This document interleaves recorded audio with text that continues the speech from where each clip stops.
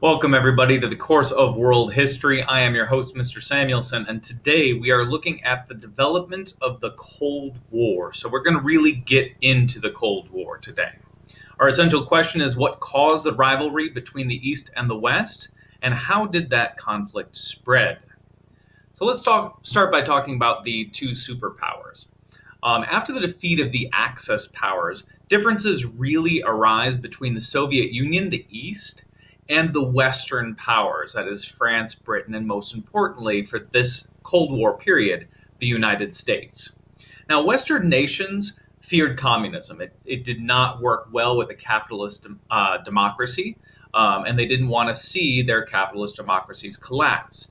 The Soviet Union feared the West because twice in two world wars, the West had invaded the Soviet Union and done substantial damage, wrecking cities, devastating lives, millions of people lost. So, for national security reasons, the USSR, the Soviet Union, refused to give up its control of Eastern Europe. So, it had marched in and occupied all of these formerly Nazi-occupied territories. And at the end of the war, simply refused to pull back. They kept their armies there, installed puppet governments for their own protection. This inaction, the Soviet Union's not pulling back, is really what triggers the beginning of a 70-year-long Cold War between the U.S. and USSR.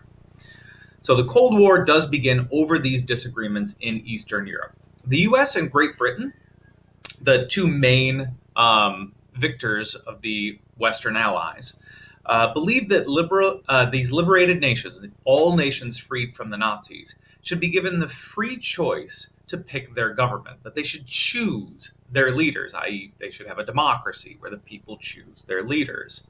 Now, Stalin didn't like this because what if those free governments were anti-Soviet? The Soviet Union had not always been particularly gentle as they ripped through Eastern Europe on their way to capture Berlin. They feared resentment amongst those people. They may elect anti-Soviet governments that may threaten the Soviet Union itself. So instead, Stalin and the Soviet Union enforces communist governments on every one of those occupied nations. Now, when the Soviet interference seemed likely to cause a communist victory in the Greek Civil War, so this is going a little bit further, Greece was not communist, but following World War II, there was a civil war, and there were two sides fighting, a communist uprising against a dictatorship, for lack of a better term. The United States decides to intervene to stop the spread of communism, to be a check to the Soviet support for communists. So in 1947, President Truman asks Congress for money to support anti-communist forces in Greece and Turkey, to provide money and weapons for those fighting against communism. They weren't very discriminatory against who was fighting against communism. In Greece, the people that they back wind up being some pretty bad people. But the idea here was to stop the spread of communism. Truman announces this plan, and he announced it in a broader term. It's a plan to stop the spread of communism wherever it may seek to take root. This idea becomes known as the Truman Doctrine. The United States would not allow the spread of communism. Partnered with that was the Marshall Plan. This is another effort, this one's more economic, designed to stop the spread of communism itself. Now, since communism was most popular and most likely to take hold in nations that were poor and struggling, and the people were unhappy, destitute, the plan here was to strengthen the economies of nations so that they could better resist communism. And that is what they were trying to do with the Marshall Plan. The U.S. gives billions and billions of dollars to Western Europe to help rebuild their nations. Now, there are some strings attached. A lot of this money gets spent on U.S. companies and U.S. goods, so U.S. benefits from this as well. But the Marshall Plan was really designed to strengthen Europe, get Europe back on its feet, and help them to rejoin the global economic community. It was a tremendous success. It is always heralded as one of the best examples of foreign aid in not just helping the countries receiving the aid, but also helping the nation that has given the aid. So the division of Germany, this was another consequence of World War II. Following World War II, the Allies divided Germany into 4 parts: the British occupied zone, Soviet occupied zone, American and French occupied zones. In addition, the city of Berlin, which was in the Soviet sphere, was also divided into 4 parts. So we've kind of got 8 parts that Germany has been divided into. Now, by 1948, 3 of those parts had reunited into West Germany and West Berlin. So the American, British, and French occupied areas are now reunited into one country called West Germany. West Berlin becomes a part of West Germany. So we have this island of Western Germany surrounded by East Germany, which remains in Soviet hands. The Soviets control East Germany, they control East Berlin, they deny the rights for those territories to rejoin Germany. They fight against the idea of a united Germany again. So this division does leave West Berlin as this island of capitalist democracy in the middle of the Soviet-occupied territories. Now, the Soviets don't like this, and they try to cut off all access to West Berlin. They blockade the trains, they surround the city. Nobody can get in or out of West Berlin. But the West responds to this, not wanting to lose Berlin entirely to Soviet influence. They respond to it with the Berlin airlift. All these planes, plane landed about once every 90 seconds in Berlin to keep that city fed and supplied so that it could resist a communist takeover. It was successful. In the end, the cost of the blockade wound up being too expensive for the Soviet Union to maintain it, and West Berlin was allowed to remain separate and independent. All right, so the Cold War spreads. Following the defeat of Japan, the Chinese Civil War resumed. If you recall from previous lessons, we had these 2 sides, Mao Zedong and the communists, Chiang Kai-shek and the nationalists, were fighting this civil war when Japan invaded. Now that Japan is out, those 2 sides are going to turn on each other again. In 1949, Chiang Kai-shek winds up losing this war. He retreats with his nationalist forces to the island of Taiwan, which to this day maintains this separate identity from China. So the nationalists are on Taiwan, and Mao Zedong and the communists take control of mainland China. Mao's victory increases fears about the spread of communism.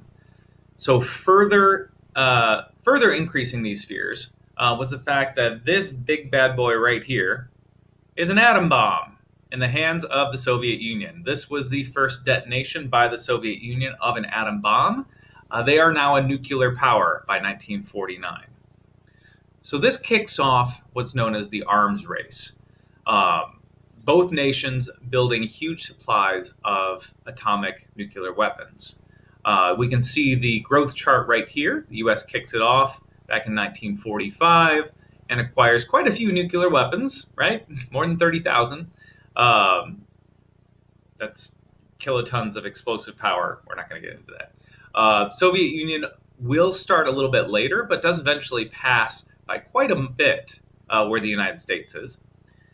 Now, these new bombs were tested, which increased their destructive power. They kept getting bigger and stronger and more powerful. Both sides, however, see these weapons as a peacekeeping strategy. Sorry, I really can't talk today. A peacekeeping strategy because they figured nobody would be insane enough to attack somebody with a huge stockpile of nuclear weapons. So the idea was not to use these in war. The idea was to have these so that nobody would ever attack you. Oddly enough, very successful strategy. Nobody has ever launched a major attack against a nuclear power. This cartoon I just thought was kind of cute. Both sides having this huge stockpile of H-bombs, fighting with way less sophisticated weapons because nobody wants to use the H-bomb. That would be a way to assure mutual destruction. So New alliances. For security reasons, new alliances are formed beginning in 1949 with the North Atlantic Treaty Organization. This was created by the somewhat paranoid West, fearing that the Soviet Union was going to invade Western Europe, and how can we unite to make sure that that doesn't happen? The idea here is that an attack on any nation was an attack on all nations. So if the Soviet Union wanted to target, let's say, Czechoslovakia, no, not Czechoslovakia, Austria. Czechoslovakia is already under their control. Austria, if Austria is a member of NATO, well, it's not a war just against Austria, it's a war against all of NATO. In this map down here, we can see kind of where membership goes. The dark blue are official members of NATO. The dark red are official members of the Warsaw Pact. The Warsaw Pact is the Soviet Union's balance to NATO. It's a similar concept. An attack on one was an attack on all, and this included their Eastern European communist nations. Beyond this, they struck up alliances and partnerships with other nations in the world, so that we wind up having this big potential for another world war that would really, truly be another world war. Only the gray nations are non-allied, some of which were communist and some of which were not. China's communist, but they did not get involved in this. Yugoslavia is communist. They do not get involved in this. There are some nations that just want to stay clear. But the potential is there for quite a world war. And both sides do steadily increase their membership throughout the war, getting bigger and bigger. All right, the Berlin Wall. 1953, Stalin dies, and a new Soviet leader arises. This is Nikita Khrushchev. He's going to take charge of the USSR after a transitional period. West Berlin, during this time, had grown pretty prosperous. Capitalism had suited them well. Marshall Plan money had helped out with West Berlin, and it really provided this magnet to people in East Germany.